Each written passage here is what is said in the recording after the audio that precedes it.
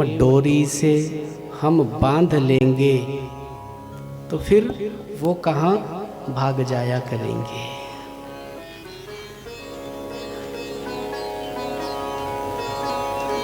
उन्हें बांधने की सामर्थ्य यदि किसी में है तो प्रेम में, भक्ति में है।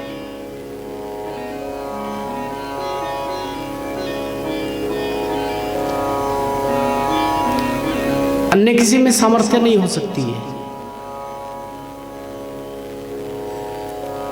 आपको मालूम है पूरी दुनिया में जितनी शक्ति है, जितनी एनर्जी है, जितनी पावर है, जितनी ताकत है, उससे 100 गुना ताकत है इंद्र की बाहुओं में, इंद्र की भुजाओं में। और इंद्र की भुजाओं में जितनी ताकत है उससे 1000 गुना ताकत है हनुमान जी की गदा में। हनुमान जी की गदा में जितनी ताकत है उससे 1,00,000 गुना ताकत है बलराम जी की मुट्ठी में। और बलराम जी की मुट्ठी में जितनी ताकत है उससे करोड़ करोड़ गुना ताकत है श्री कृष्ण की मुस्कान में। उनकी मुस्कान में इतनी ताकत है।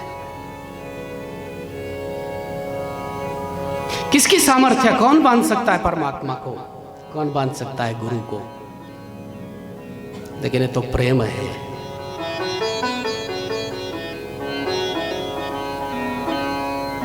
जिस प्रेम के आगे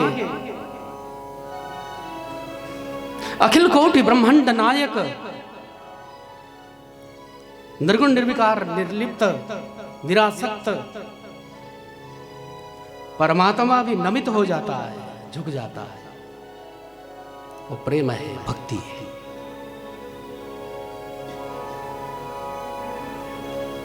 बंधे है गुरु।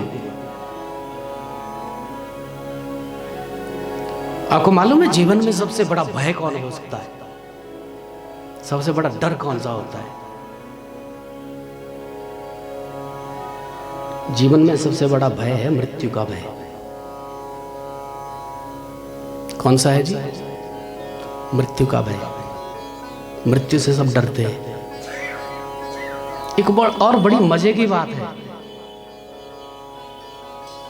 कि जो जितना जितना मृत्यु के निकट जाता है उसको उतना ही ज्यादा डर लगने लगता है।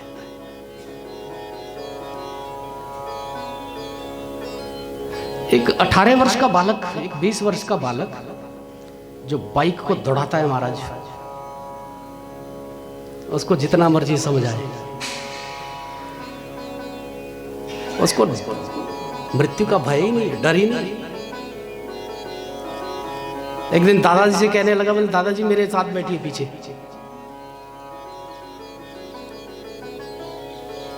थोड़ा सा थ्रिल हो जाए, एडवेंचर हो जाए।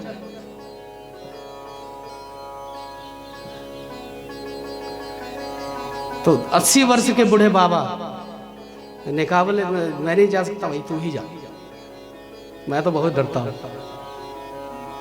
80 वर्ष की आयु हो गई लेकिन मृत्यु का भय इनको ज्यादा है। उस 18 वर्ष के बालक को मृत्यु का भय इतना नहीं। जैसे जैसे हम मृत्यु के निकट जाने लगते हैं, समीप जाने लगते हैं, हमारा भय बढ़ता ही जाता है। ये भय होता है क्यों, होता ही क्यों है जी? इस पे विचार करना है। हमारा शास्त्र हमें सिखाता है, ये भागवत हमें सिखा रहा है कि मृत्यु का भय होता क्यों है। इसके पीछे कारण है। 2-4 कारणों पर हम चर्चा करें थोड़ी सी। देखो जी, पहला कारण है कि डर इसलिए लगता है कि हमें पता नहीं है कि हमें जाना कहां है, इसलिए डर लगता है। यात्रा तो कर रहे हैं लेकिन पता नहीं है कि ठिकाना है कि नहीं है, जाना कहां है। फियर ऑफ अननोननेस इसको कहते हैं। हमें मालूम नहीं जाना कहां है।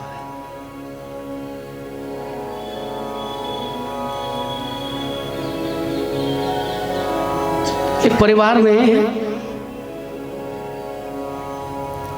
बुढ़िया दादी जी की मृत्यु हो गई।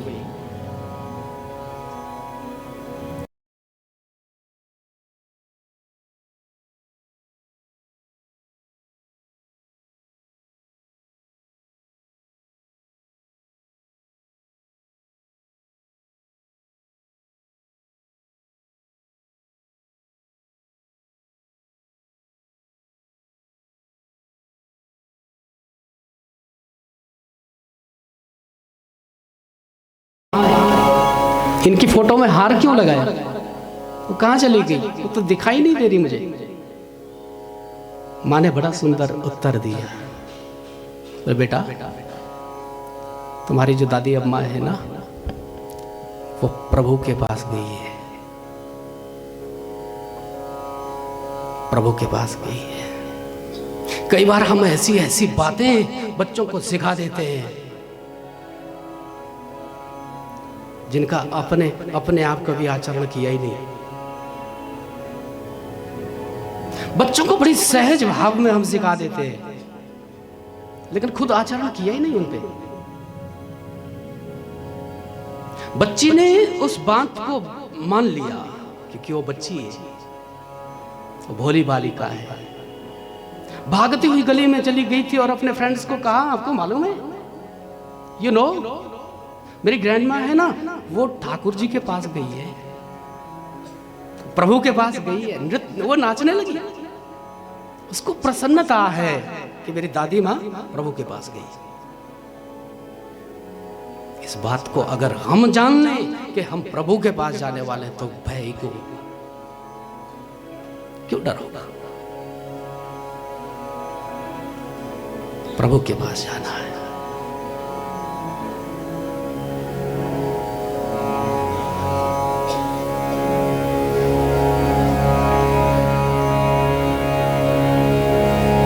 ये दुनिया मेरे बाबुल का घर,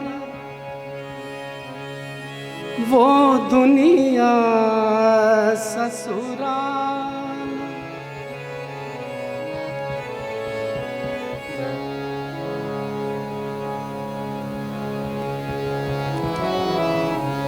और एक संत ने कहा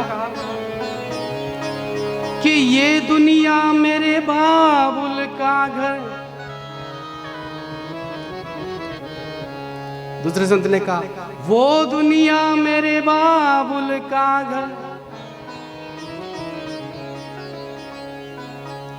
नैहर छूटोरी जाए। एक संत कह रहा है, नैहर छूटोरी जाए, मुझे साजन के पास जाना है। कबीरदास जी भी कहते हैं कि नहा ले धो ले, शीश गुंधा ले, मुझे साजन के घर जाना है, साजन के घर जाना है। और दूसरा संत कह रहा है, बाबुल के पास जाना है। जाके बाबुल से नजरें मिलाऊं कैसे,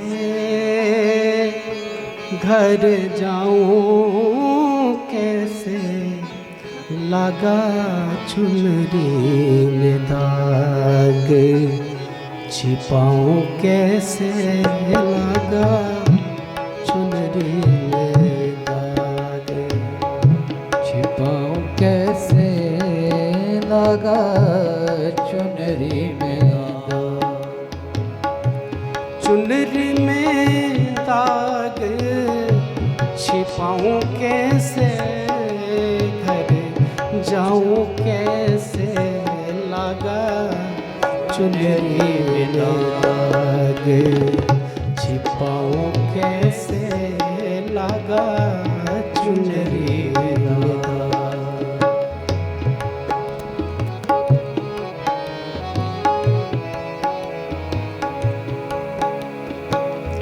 कोरी चुनरिया आत्मा मेरी, मैल है माया जाल। कितनी आध्यात्मिकता होती थी पुराने गानों में। कोरी चुनरिया तमा मोरी मैल है माया जाल।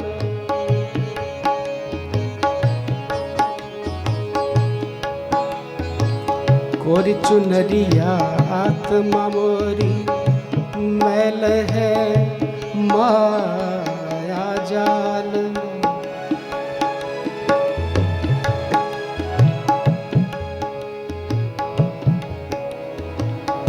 ये आत्मा कोरी चुनरी है,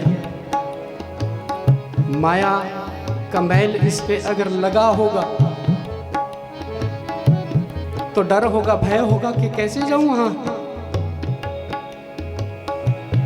कैसे दिखाऊंगी उस चुनरी को जो निर्मल दी हुई थी।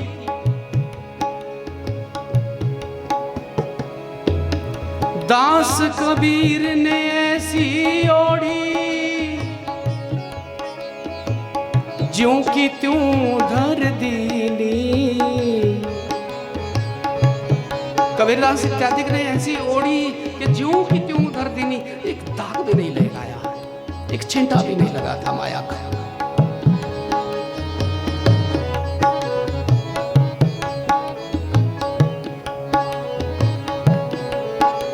इस निर्मल चादर में कोई दाग अगर लगा होगा तो नजरें मिलाने के काबिल नहीं रहेगी। कैसे नजर मिला पाएंगे, क्या उत्तर देंगे जा करके, इसलिए भय लगता है। ये दूसरा कारण है।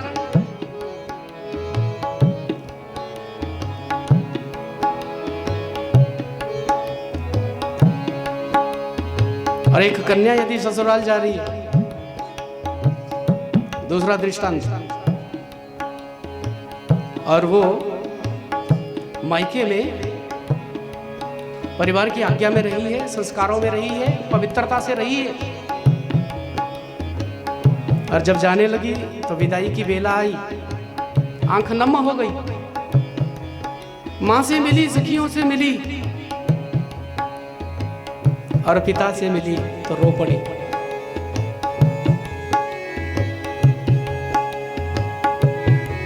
रो रही है,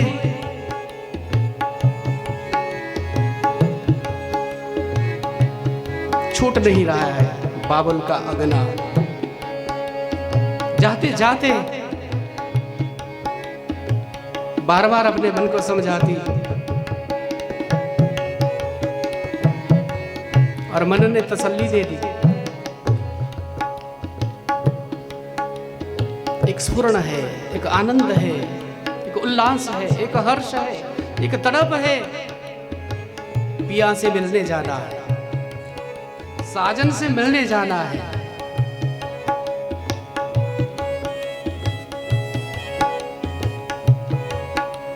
लेकिन यहां कुछ गड़बड़ होगी तो फिर घबराहट भी होगी, कहीं पोल ना खुल जाए, कहीं पता ना चल जाए वहां पे।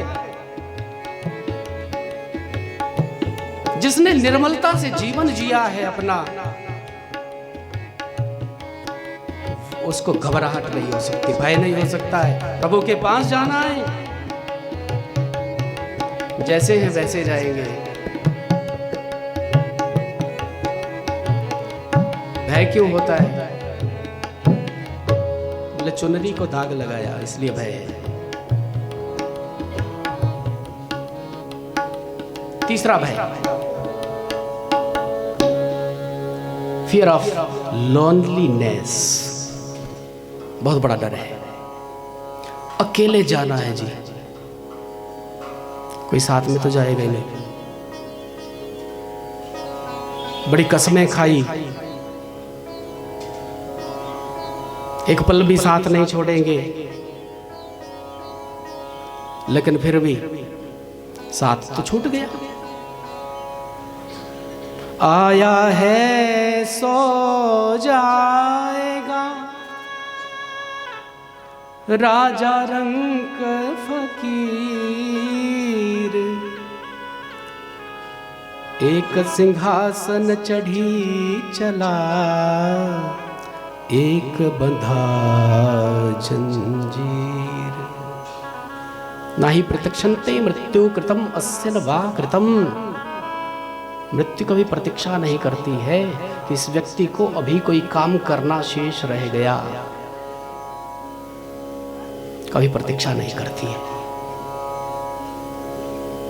जाना तो है, लेकिन डर है कि अकेले जाना है, तो अकेले कैसे जाएंगे? अगर कोई साथ में होता तो बात ठीक थी, लेकिन अकेले जाना है और अकेले रहने का तो अभ्यास भी नहीं है। तो शास्त्र ने कहा कि अपने लोनलीनेस को एलोननेस में परिवर्तित करिए, बदलिए। हम अकेले नहीं हैं, हम एकांत हैं। देखो बहुत अंतर है दोनों शब्दों में। जब तुम अकेले होते हो तो उस अपने अकेलेपन को एकांतपन में बदलो, नहीं तो डिप्रेशन होते देर नहीं लगेगी। जय श्री कृष्ण बोलो। आज सबसे बड़ी बीमारी आ गई डिप्रेशन।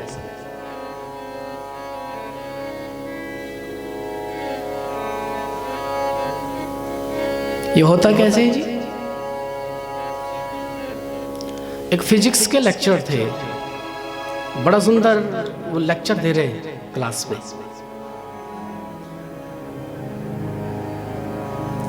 बीकर है, बीकर में वाटर है। दूर से दिखाया था अपने स्टूडेंट्स को, how much water is in the beaker, कितना पानी है। 500 ml का बीकर था, थोड़ा सा भरा हुआ दिख रहा था। स्टूडेंट्स ने अनुमान लगाया, एक ने कहा सर इसमें 100 ml लगता है, दूसरे ने कहा नहीं नहीं 125 ml है, एक ने कहा 150 लगता है मुझे तो। ठीक है 100 है, 125 है, 150 है, उस पर मुझे नहीं जाना है। लेकिन मेरी एक बात का तुम उत्तर देना कि इस बीकर को अगर 10 मिनट तक मैं ऐसे ही पकड़े रहूं तो क्या होगा? स्टूडेंट्स ने कहा कुछ नहीं। 10 मिनट क्या, हम 20 मिनट भी पकड़ सकते। गुरुजी ने कहा आधे घंटे तक पकड़े रखूं तो? एक ने कहा गुरुजी आपके हाथ में दर्द हो जाएगी अगर 10 घंटे में पकड़ करके रखूं इस बीकर को ऐसी। एक ने कहा आपका दिमाग तो ठीक है ना गुरुजी, आज अकड़ जाएगा आपका हाथ। अगर मैं दिन रात इसको पकड़े रखूं तो? बोले फिर तो लकवा मार जाएगा आपको, पैरालाइज हो जाएगा। साइंस स्टूडेंट्स है कह रहे हैं कि प्रॉपर जो ब्लड जाना चाहिए, सर्कुलेट होना चाहिए, वो होगा नहीं तो नसें आपकी अकड़ जाएंगी और आपका हाथ जो है वो अकड़ जाएगा, आप पैरालाइज हो सकते हैं। गुरुजी ने मुस्कुरा करके उत्तर दिया, बोले लेकिन इसमें तो थोड़ा सा 100 ml ही वाटर है, कोई ज्यादा तो नहीं है, थोड़ा सा ही है। बोले थोड़ा सा ही है, लेकिन इस थोड़े से को भी अगर हम पकड़े ही रखे तो कितना अफेक्ट करता है। और ऐसे ही किसी छोटी सी चीज को अगर हम पकड़े ही रखे तो क्या होगा?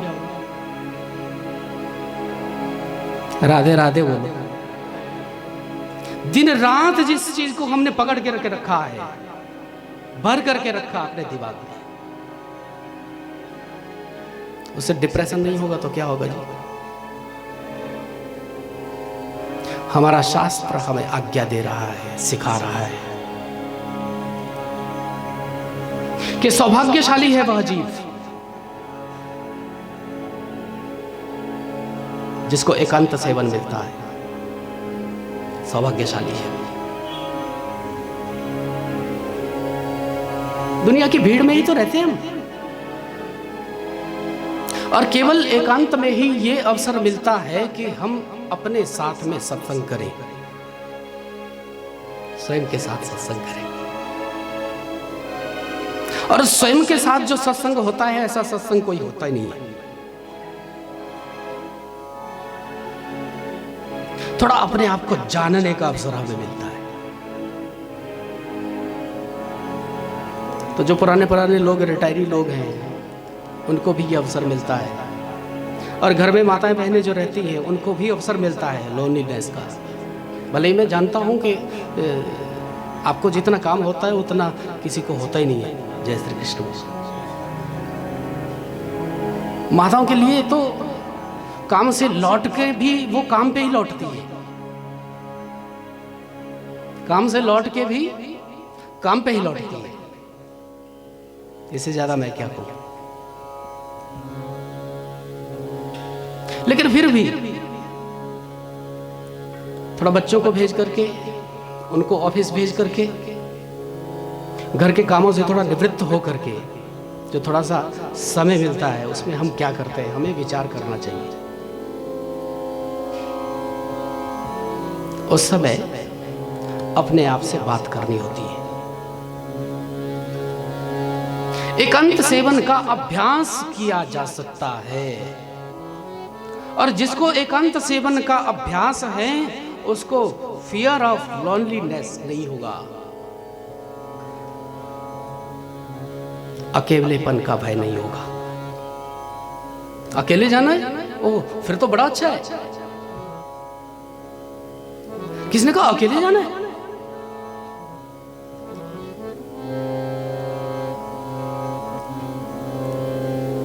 अकेले जाना है फिर तो बहुत मजे हैं। अकेले जाना, जाते जाते हरे कृष्ण कृष्ण कृष्ण हरे हरे, हरे राम राम राम हरे हरे, वो मंत्र तो चलेगा हमारे भीतर। ये अभ्यास बनाइए। मैंने अनुभव किया है इस बात को। कभी आप अकेले जा रहे हैं, आपको बस नहीं मिली, आप पैदल जा रहे हैं तो अच्छी बात है, ठीक हुआ बस नहीं मिली। बस मिलती तो बस वाला न जाने कौन कौन से गीत लगाता उस पर। वो आजकल तो पेन ड्राइव से वो ब्लूटूथ से जोड़ देते हो, राधे राधे राधे। बस नहीं मिली, कोई बात नहीं, बहुत बड़ा अच्छा हुआ। थोड़ा हम पैदल चलेंगे, अकेले में चलेंगे, और जब चलेंगे तो कुछ ना कुछ चलेगा मन में। जब कुछ ना कुछ मन में चले तो उसको कन्वर्ट करने के लिए एक ही तरीका है, वो गुरु मंत्र में कन्वर्ट करो, महामंत्र में कन्वर्ट करो इसको। यह अभ्यास हमें बनाना चाहिए।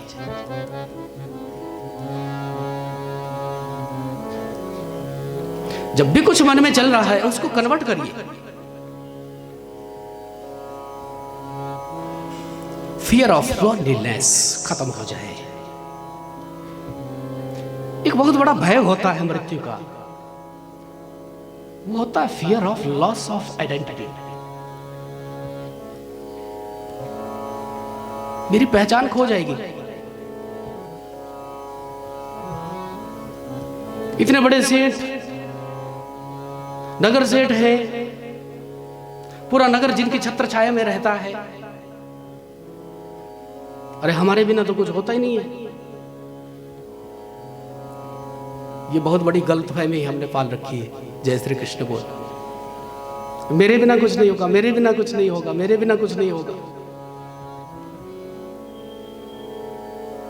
एक मैया हमें मिली, हमने कहा यहाँ बहुत दिन हो गए, आप कथा के लिए कथा सुनने आई नहीं कभी।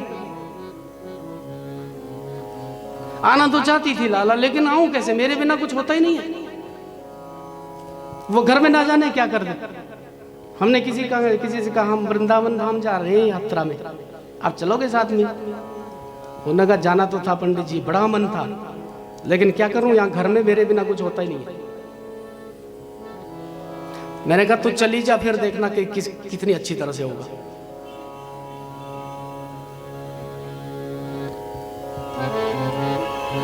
तुझसे भी बेहतर तरीके से होगा।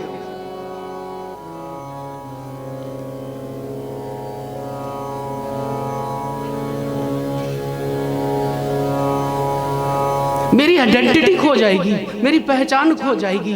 तेरी आइडेंटिटी कभी खो ही नहीं सकती।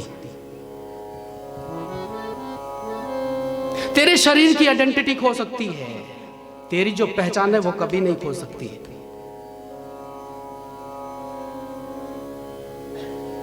तू है कौन, मैं कौन हूं।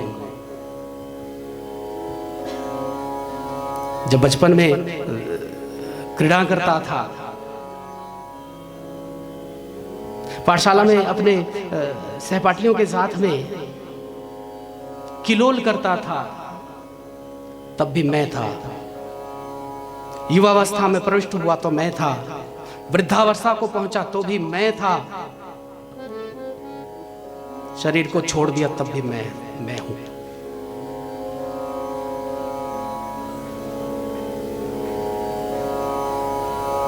आइडेंटिटी कभी खो नहीं सकती है,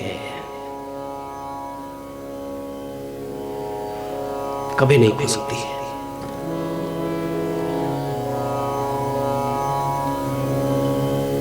क्या मैं शरीर हूं?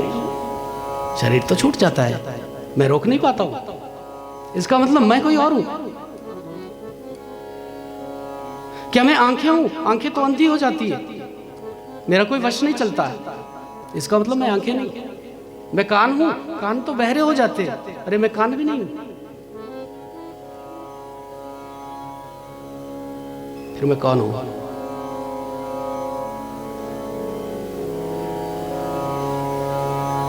मतलब जिसके कारण तू है, जिसके कारण तेरा शरीर है, जिसके कारण तेरी आइडेंटिटी है यहां पर, वो कोई और है। उसकी पहचान कभी समाप्त नहीं हो सकती है। श्री कृष्ण ने अर्जुन से कहा कि अर्जुन, तेरे और मेरे करोड़ों जन्म हो चुके, करोड़ों जन्म हो चुके तेरे और मेरे। मुझे याद है, तुझे पता ही नहीं है, याद नहीं है। अंतर केवल इतना है, मुझे आज भी याद है और तुझे याद नहीं है। हम भूले हुए हैं, भटके हुए हैं,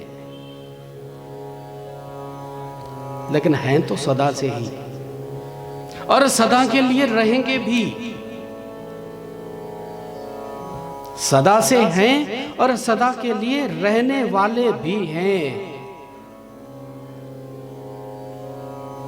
ईश्वर अंश जीव अविनाशी।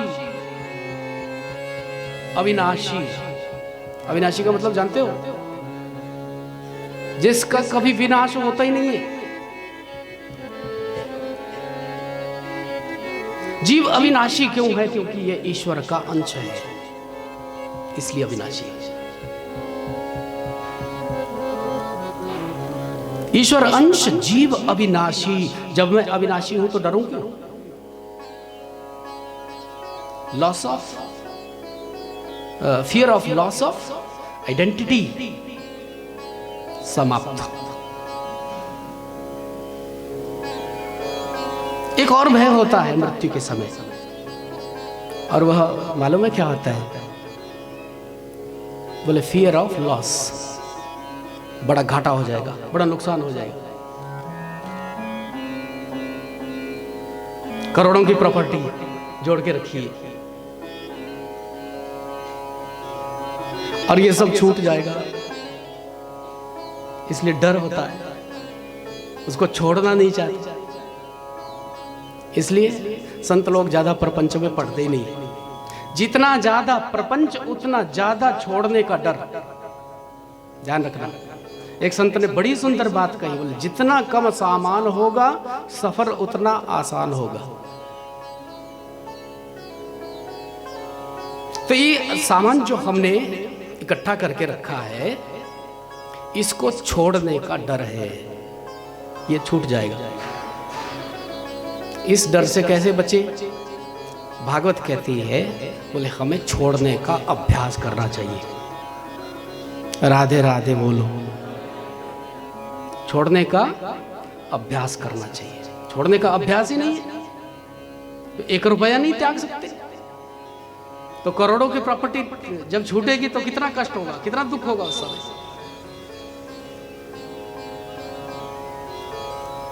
त्यागने का, छोड़ने का अभ्यास करना होगा। आदत बनानी पड़ेगी, त्याग सके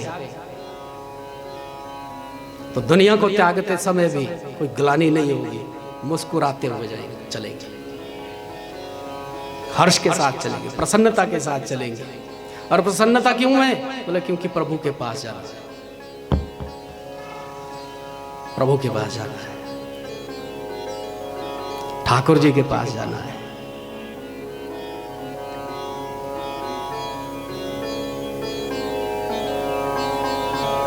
एक बालक की परीक्षा का परिणाम आया, रिजल्ट कार्ड उसको मिला। दूसरे ने कहा बताना मुझे कितने मार्क्स हैं तेरे। नहीं नहीं नहीं, मैं नहीं बताता किसी को। उसने बड़ी चेष्टा करी कि मैं देखूं इसके मार्क्स कितने हैं, लेकिन वो बताता ही नहीं, छुपा लिया छुपा लिया छुपा लिया।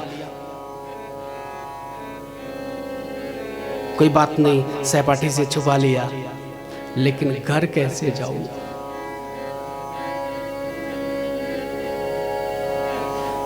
घर में जब मम्मा पूछेगी, पापा पूछेंगे, दिखा मार्क्स लिस्ट, कैसे दिखाऊंगा? यहां से मार्क्स कम क्यों आए, यहां से मार्क्स कम क्यों आए, यहां से गलती क्यों की? ये तो मैंने अच्छी तरह से करवाया था। वो प्रभु भी तो पूछेगा ना, मैंने अच्छी तरह से तैयार करके भेजा था, क्यों मार्क्स कम आए? और जो बड़ी अच्छी मेरिट लेकर के, अच्छी मेहनत करके, अच्छा परिश्रम करके, बहुत अच्छा परिणाम लेकर के आया है, वो हंसता मुस्कुराता हुआ जाएगा। जाकर के माँ ने कहा कि जल पी ले, वस्त्र बदल ले। नहीं नहीं नहीं मामा, पहले आपको कुछ दिखाना चाहता हूं। सबसे पहले दिखाना चाहता रिपोर्ट कार्ड, क्योंकि इसके बहुत अच्छे मार्क्स हैं। ऐसे बहुत अच्छे मार्क्स अर्जित करिए। ये दुनिया एक परीक्षा भवन है, ये पाठशाला है। और परीक्षा भवन में जो तैयारी करके जाता है, उसको घबराहट नहीं होती है। और जिसने तैयारी नहीं की है ना, वो 3 घंटे इधर उधर देखेगा, उसको 3 घंटे निकालने मुश्किल हो जाएंगे। कुछ बच्चे तो मैंने ऐसे भी देखे जिनके आंसू निकलते हैं परीक्षा भवन में। मैं अक्सर बच्चों को ये कहता हूँ कि अभी पढ़ लो, समय है, नहीं तो फिर आंसू निकलेंगे। उस समय आंसू निकलते हैं प्रश्न पत्र देख करके। जय श्री कृष्ण बोलो।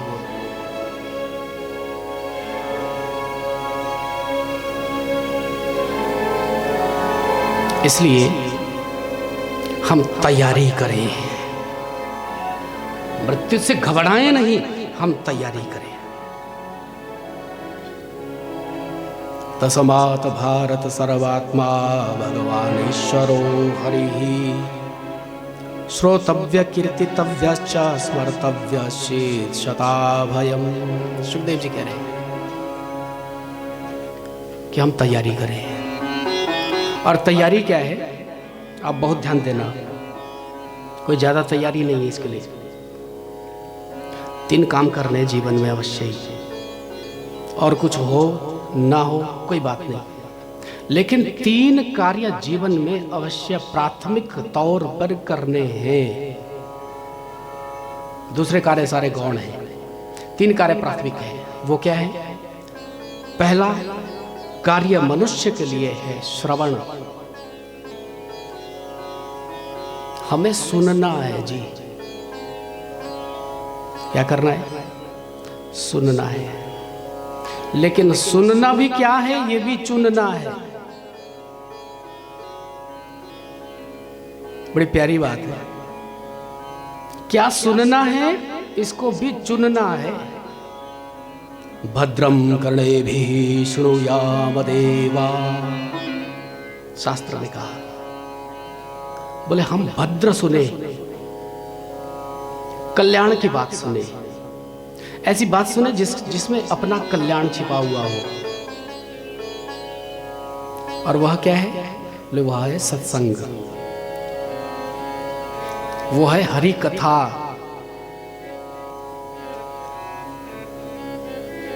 जीवन में कुछ सुनना हो या तो कथा सुनिए या मोटिवेशनल आइडियाज सुनिए। ये कथा भी मोटिवेशनल आइडियाज है।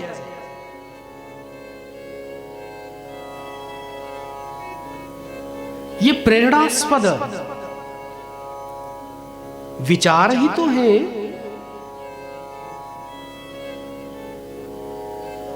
जो हमें प्रेरित कर रहे हैं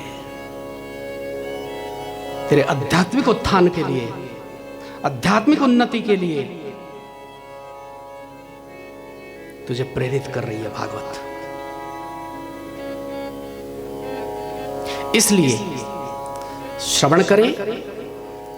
नवधा भक्ति में भी प्रथम भक्ति श्रवण भक्ति श्रीमद् भागवत के अनुसार है।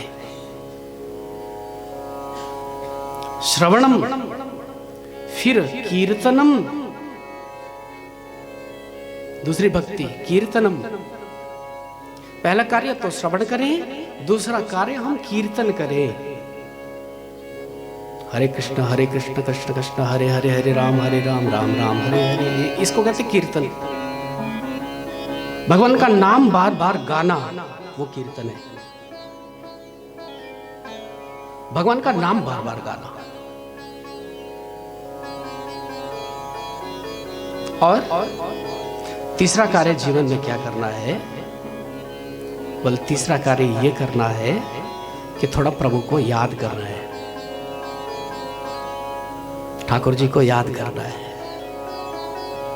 एक और बड़ी मजे की बात है, बड़ी सुंदर बात है। बोले इन तीन कार्यों को करने के लिए यदि किसी ने संकल्प ले लिया, वो पहले कार्य में ही अगर लगे तो दो कार्य अपने आप हो जाते हैं।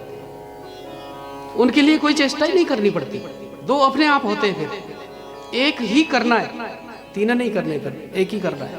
एक श्रवण, श्रवण भक्ति को यदि हमने जीवन में उतार लिया तो कीर्तन स्वयं में होता है।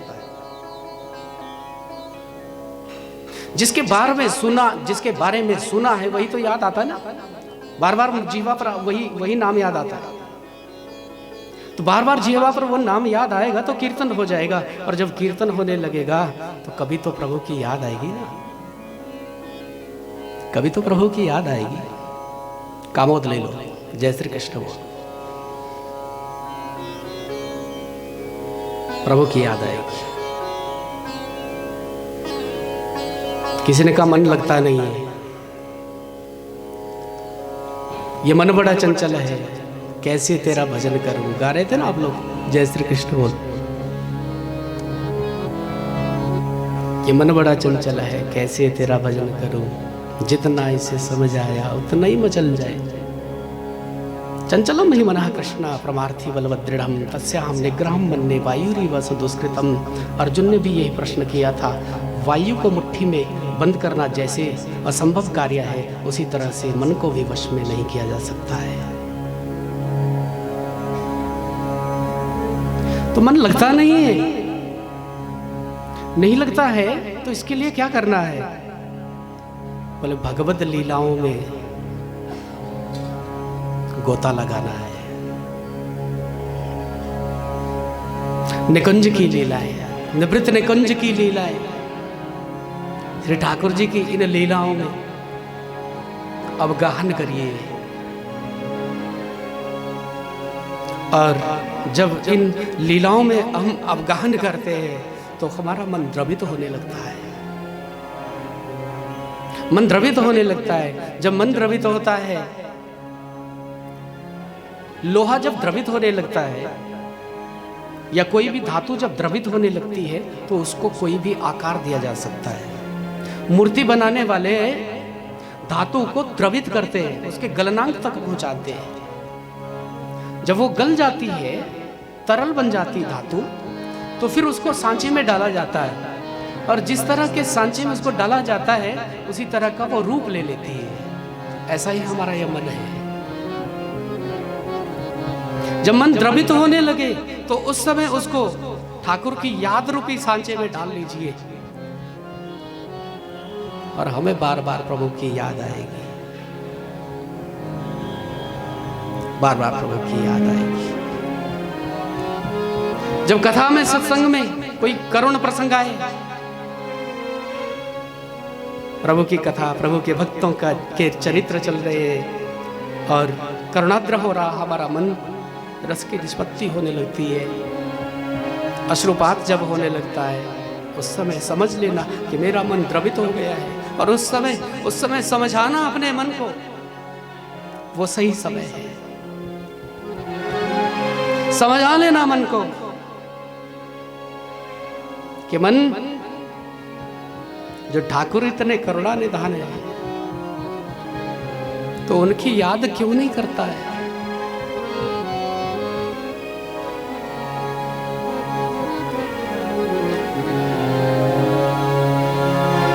कम वा दयालु शरणं व्रजेम, कम वा दयालु। ऐसा दयालु कौन होगा? बिना ही मोल जो द्रवही दीन पर, बिना मोल के जो द्रवित हो जाता है, ऐसा करुणा निधान दीनों का नाथ, दीनानाथ,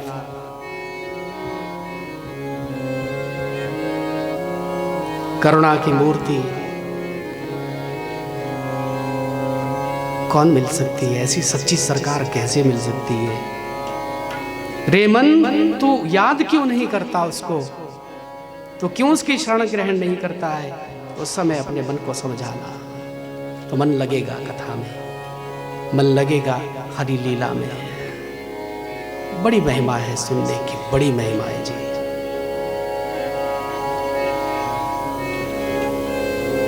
केचित् सुदेहांतर हृदयावकाशे प्रादेश मात्रम पुरुषम वसंतम चतुर्भुजम कंजरथांग शंखम गदाधरम धारण्या स्मरंती। ऐसी स्थिति में हमारा जो मन है, वो मन के, वो प्रभु का दर्शन करने लग जाता है। जिसका मन ऐसा द्रवित हो जाए, ठाकुर उसके हृदय में नृत्य करने लग जाते हैं, नाचने लग जाते हैं।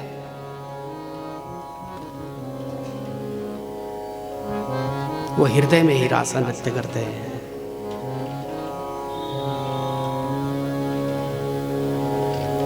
श्रीमद् भागवत में सृष्टि विषयक प्रश्न हुआ है।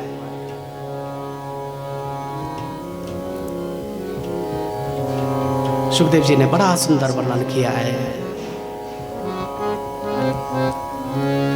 जब ब्रह्मा जी ने नारायण के सामने विनय करी थी कि आपने मुझे विधाता तो बना दिया, लेकिन सृष्टि की रचना कैसे करूं? रचना कर भी लूंगा तो अभिमान से बचूं कैसे? कर्तृत्व का जो अभिमान आएगा उससे कैसे बचूंगा? तो श्री ठाकुर जी ने ब्रह्मा जी का हाथ पकड़ा है और उनको चतुश्लोकी भागवत प्रदान करी है। कह दिया था कि ब्रह्मन, जो इस चतुश्लोकी भागवत का नित्य गान करता है, पाठ करता है, स्मरण करता है, याद करता है, उसके जीवन में अभिमान रूपी अंकुर कभी पैदा ही नहीं होता है। जीवन में कर्तृत्व के अभिमान से यदि बचना है तो चतुश्लोकी भागवत का आश्रय लीजिए। स्वयं भगवान कह रहे हैं कि ब्रह्मन,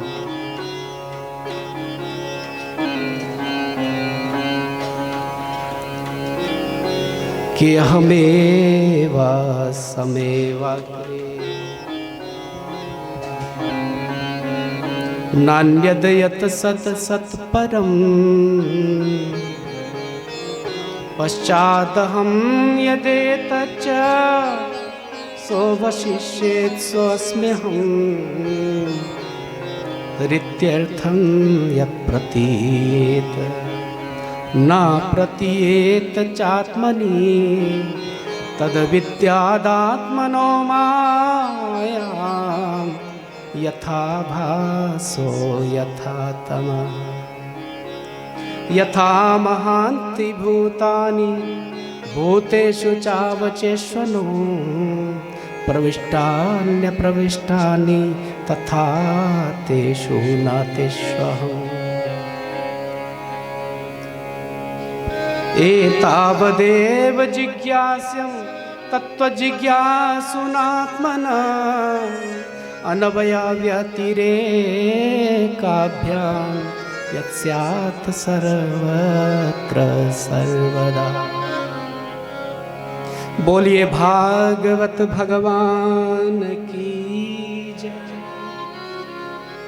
ठाकुर जी ने बड़ा सुंदर उपदेश दिया, बड़ा सुंदर उपदेश दिया कि ब्रह्मन अहमेवा समयवाग्रे नान्यदयत सदसत्परम, सब जगह मैं ही हूं, मेरे अतिरिक्त कुछ भी नहीं है। और जब कुछ भी नहीं रहता है उस समय भी मैं रहता हूं। सो वशिष्य स्वस्म्य हूं। जो प्रतीत होता है वो है ही नहीं, और जो प्रतीत ही नहीं होता है वही तो मैं हूं। जो प्रतीत होता है ना होने पर भी प्रतीत होता है, उसको मेरी माया समझना। न होने पर भी जो दिखता है वो मेरी माया है। मा माने नहीं, या माने जो नहीं है वो मेरी माया है। और नहीं होने पर भी जो दिखाई नहीं देता वो मैं हूं। तत्व के जिज्ञासुओं को इतना समझ लेना चाहिए कि अनवय व्यति रूप से सर्वत्र परमात्मा है, सर्वत्र परमात्मा, सर्वत्र परमात्मा है। वही बनने वाला, वही बनाने वाला, वही बिगाड़ने वाला और वही बिगड़ने वाला भी। बड़ी मजे की बात है, बिगाड़ने वाला भी वह, बिगड़ने वाला भी वह। तो फिर टेंशन क्यों लेनी? जय श्री कृष्ण बोलो। फिर काहे की टेंशन जी? ठाकुर ही बनाने वाले, ठाकुर ही बनने वाले, ठाकुर ही बिगाड़ने वाले, ठाकुर ही बिगड़ने वाले, फिर हमारा क्या जाता है? निमित्त उपादान कारण वही तो है ना सृष्टि का। इसकी टेंशन लेने की जरूरत नहीं है। इसकी ओर कोई ध्यान नहीं देना है। फिर ध्यान किस ओर दें? बोले ध्यान तो इस ओर देना है कि प्रभु मिलेंगे कैसे, कैसे मिलेंगे, इस ओर ध्यान देने की आवश्यकता है। ये सही मार्ग है, ये सही रास्ता है, इस पर चलने की आवश्यकता है। कैसे मिल जाए ठाकुर, वो कैसे प्रसन्न होते हैं, किसको मिलते हैं?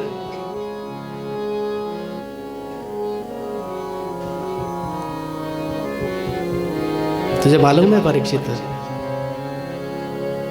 मेरा करुणा निधान ठाकुर किस पर प्रसन्न होता है, किसको जल्दी प्राप्त होता है? परीक्षित ने कहा गुरु जी, मुझे लगता है कि जिस व्यक्ति का विशुद्ध आचरण होता है, पवित्र आचरण होता है, उसको भगवान मिलते होंगे। पवित्र आचरण करने वाले व्यक्ति को भगवान मिलते होंगे। सुखदेव जी ने मुस्कुरा करके कहा, बिल्कुल नहीं, बिल्कुल नहीं। फिर किसको मिलते हैं? लंबी आयु वाले को मिलते होंगे वो, क्योंकि उसका अनुभव होता है ज्यादा। किसी वृद्ध व्यक्ति को मिल जाते होंगे। बोले बिल्कुल नहीं मिलते। हाँ समझ गया, जो 5 बार स्नान करता है दिन में, 5 बार पूजा करता है, उसको मिलते होंगे। बोल नहीं, उसको भी नहीं मिलते, उसको भी नहीं मिलते। ओह समझ गया, जो ज्यादा धनवान होता उसको मिलते होंगे, धनवान को भी नहीं मिलते। तो बलवान को मिलते होंगे ना, बलवान को भी नहीं मिलते। विद्वान को मिलते होंगे, विद्वान को भी नहीं मिलते। फिर मिलते किसको है? सुखदेव जी बड़ी सुंदर बात कह रहे हैं।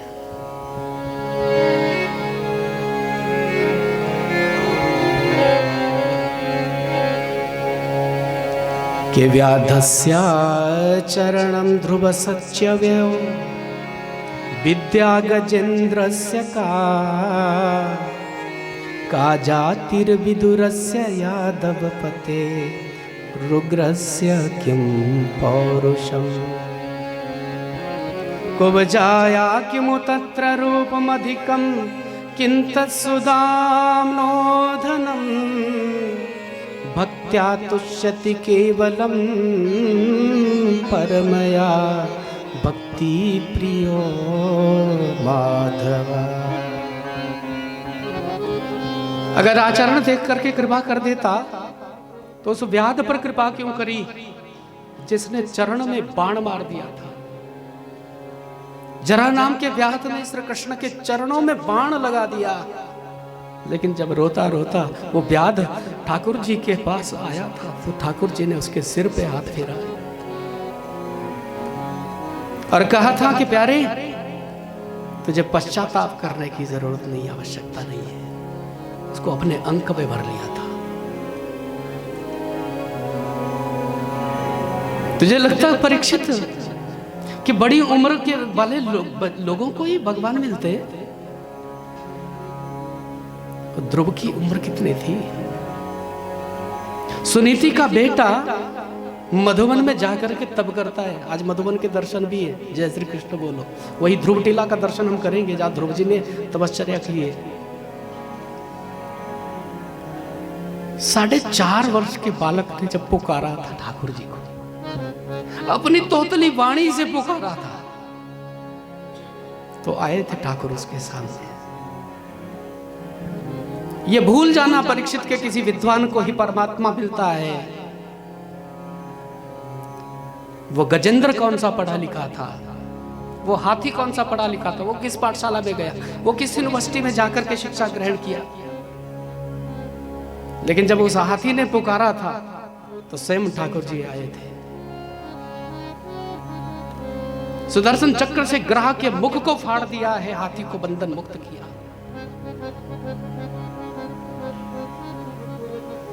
मुझे लगता कि ऊंची बिरादरी वाले, ऊंचे खानदान वाले पर ही प्रभु की कृपा होती है। यदि ऐसा होता तो विदुर की जाति कौन सी ऊंची थी, जो विदुर दासी पुत्र थे। लेकिन ठाकुर जी ने स्वयं उनके यहां आकर के केले के छिलकों का भोग लगाया। दुर्योधन की मेवा त्यागी और साग विदुर घर खाई, सबसे ऊंची प्रेम सगाई। ये प्रेम था विदुर का। किसी सुंदर रूप वाले पर ही ठाकुर रीझते हो ऐसा नहीं है।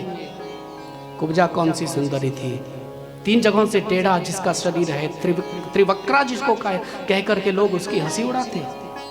ठाकुर जी ने इसके भीतर की सुंदरता को देखा और उसको सुंदरी कह करके पुकारा है। हमारी जो वास्तविक सुंदरता है उसको ठाकुर जी ही जानते हैं।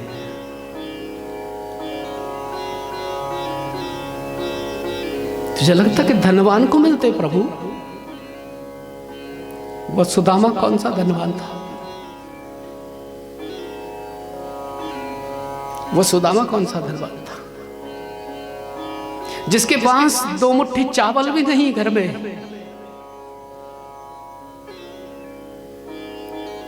और फटी धोती पहन करके जब वो सुदामा द्वारिकाधीश के द्वार पे पहुंचा तो द्वारिकाधीश ने इसको अंक में भर करके अपने अश्रुओं से इसके सिर को भिगो दिया था। भक्त्या तुष्यति केवलम परमया भक्ति प्रियो माधव। ये केवल भक्ति तुष्ट होता है, प्रेम से तुष्ट होता है। ये भक्ति प्रिय है, भक्ति प्रिय है।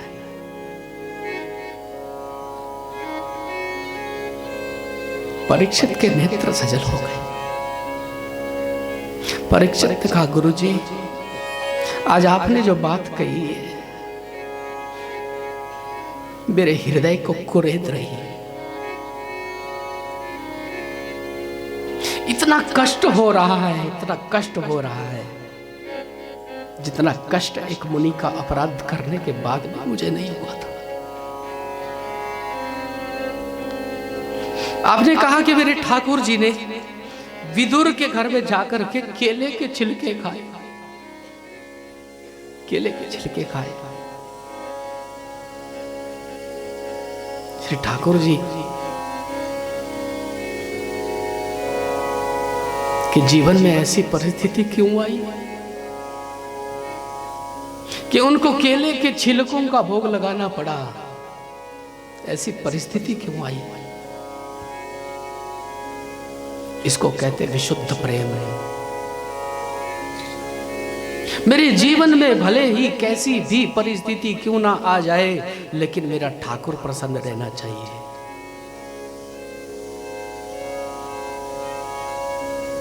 तत्सुखा सुखित्वम, ये वास्तविक प्रेम है, ये वास्तविक भक्ति है कि वो सुखी रहे, उसको कोई दुख ना हो। क्यों खाना पड़ा उनको केले का छिलका? क्या आवश्यकता पड़ी? कारण क्यों बना? उनको तो 56 भोग लगते हैं द्वारिका में, राजाधिराज है। तो सुखदेव जी ने वर्णन किया है, यदा तो राजा स्वसुतान साधुं पुषणन् धर्मे नव विनष्ट दृष्टि भ्रातुर्यविष्ठ सुतान् विबन्धुन् प्रवेश्य लाक्षा भवने ददाह प्रवेश्य लाक्षा भवने ददाह। राजा ऋषि परीक्षित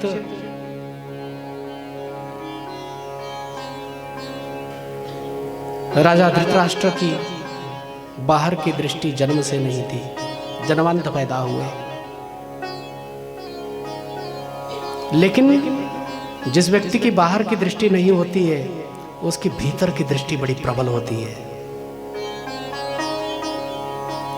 धृतराष्ट्र की भीतर की दृष्टि को भी समाप्त किया शकुनी जी ने। बाहर की दृष्टि तो है ही नहीं, भीतर की भी नहीं रही। पुत्र मोह में इतने अंधे हो गए धृतराष्ट्र कि जो हो रहा है होने दो, मौनी बाबा बनकर के बैठते हैं।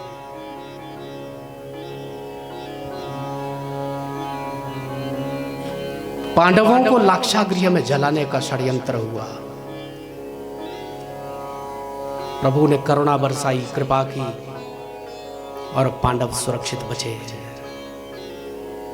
विदुर जी को पता चला, मालूम हुआ, महामंत्री हैं विदुर कुरुवंश के, जाकर के अपने राजा को थोड़ा समझाने की चेष्टा की।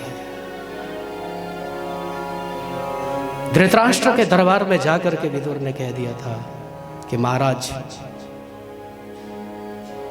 अन्याय की बेल पर कभी भी न्याय का फल नहीं लग सकता है। तुम्हारा जो ज्येष्ठ पुत्र दुर्योधन है, उसका उदंडी स्वभाव दिन प्रतिदिन बढ़ ही रहा है, कम नहीं होता है। बचपन में तो हमने सोचा कि छोटा बच्चा ही ऐसे ही करता है, तो छोटे बच्चे तो थोड़ी शरारत कर ही लेते हैं, जय श्री कृष्ण बोलो। बच्चे नहीं करेंगे तो फिर कौन करेंगे? राधे राधे बोले। लेकिन जब बड़ा होने लगा तो हमने देखा कि ये तो बहुत उदंड है। और ऐसी भी क्या उदंडता कि अपने चचेरे भाइयों की मृत्यु के पीछे ही पड़ जाए, उनको मारने के लिए ही उद्यत हो जाए। ऐसी क्या उदंडता है? ये अच्छी बात नहीं है, आपको समझाना चाहिए उसको। बालकों को समय पर नियंत्रण में रख लिया जाए, समय पर उसको समझा दिया जाए तो अच्छी बात है, नहीं तो फिर हाथ से निकल जाएगा तो फिर बहुत देर हो जाएगी। जय श्री कृष्ण बोल।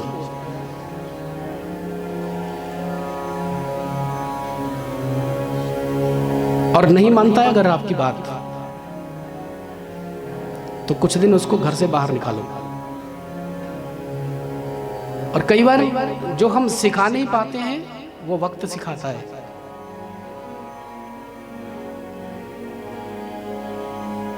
एक व्यक्ति ने कहा, बोले समय हमारा सबसे बड़ा गुरु है। जो समय सिखा सकता है वो कोई नहीं सिखा सकता। दर दर की ठोकर खाएगा, जब भटकेगा ना थोड़े दिन तो अकल ठिकाने आ जाएगी।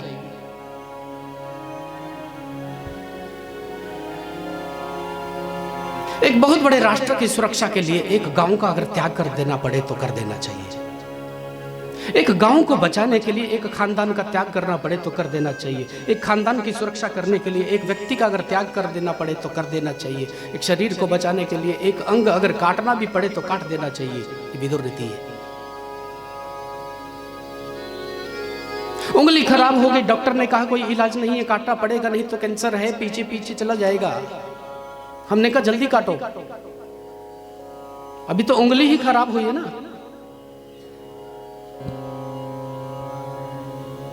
इतना कुछ समझा रहे थे विदुर, इतने में आ गया दुर्योधन और दुर्योधन ने कहा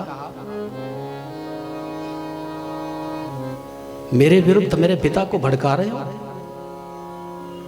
जिस थाली में खाते हो उसी में छेद करना चाहते हो। हमने बनाया तुम्हें महामंत्री, अगर मंत्री ना होते तो कहा जाते हमारे रहमो करम पर पलने वाले दासी पुत्र, आज ऐसी बात कर रहे हो। दासी पुत्र का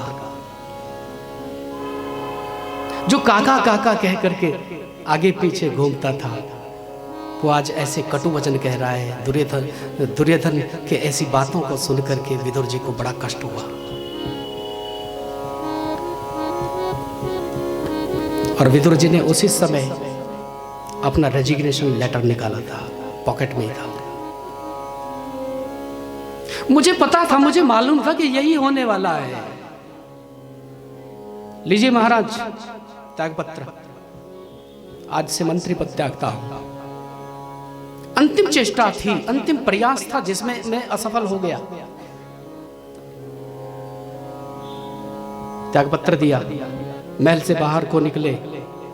और जब महल से बाहर को विदुर निकल रहे थे, सुखदेव जी कहते हैं कि उनके नेत्रों में आंसू हुए, अश्रु, वो रो रहे, विदुर रो रहे हैं। मंत्री पद चला गया इसलिए नहीं रो रहे हैं, विदुर इसलिए रो रहे हैं कि कुरुवंश को विनाश से अब कोई नहीं बचा सकता। अब कुरुवंश का विनाश निश्चित है। सुखदेव जी कहते राजन, इसको ध्यान से देखना, ये विदुर नहीं जा रहा है, ये कौरवों का भाग्य उनसे रूठ करके जा रहा है। कौरवों ने अपने भाग्य को ही ठुकरा दिया, भाग्य को लात मारी है। विदुर होते तो न द्वित क्रीड़ा होती और न ही महाभारत होती, लेकिन विदुर के मंत्री पद त्यागते ही कुरुवंश असुरक्षित हाथों में चला गया।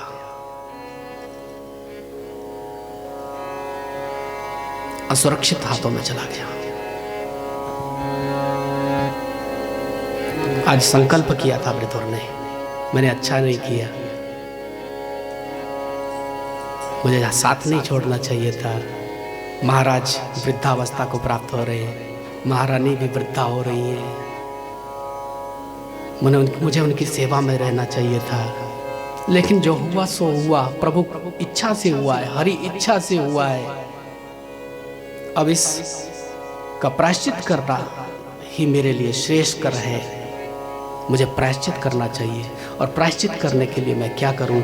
आज ही संकल्प हुआ, मन में बात आई कि जब तक द्वारिकाधीश श्री ठाकुर मेरे घर में नहीं आते हैं तब तक घर में भोजन नहीं बनेगा। संकल्प हो गया, जब तक ठाकुर जी नहीं आएंगे स्वयं तब तक भोजन नहीं बनेगा। विदुर विदुरानी एक कदली के बगीचे में सुंदर कुटिया बना करके रहने लगे हैं। सब व्यवस्था सुंदर है, लेकिन वहाँ पर चूल्हा नहीं जलता है, क्योंकि चूल्हा जलाने की आवश्यकता ही नहीं है, भोजन ही नहीं बनता है, वो फलाहार करते केवल। 12 वर्ष व्यतीत हो गए थे और एक दिन नृत्य करते हुए विदुर आए हैं, नाचते नाचते विदुर आए हैं। विदुरानी ने कहा आप इतने हर्षित क्यों है? आज 12 वर्षों में पहली बार आपके ऐसे प्रफुल्ल मुख का मैं दर्शन कर रही हूँ। आप इतने हर्षित क्यों हैं, इतने प्रसन्नचित क्यों हैं? विदुर ने कहा कि देवी तुझे मालूम नहीं है, आज मेरे ठाकुर द्वारिकाधीश आ रहे हैं। आज मेरे ठाकुर आ रहे हैं, आज द्वारिकाधीश आ रहे हैं, आज आज आज मुझे दर्शन होगा प्रभु का, दर्शन होगा, आज मिलन होगा, आज एक झलक देखेंगे उनकी। विद्यारानी ने कहा वो हमें पहचानेंगे।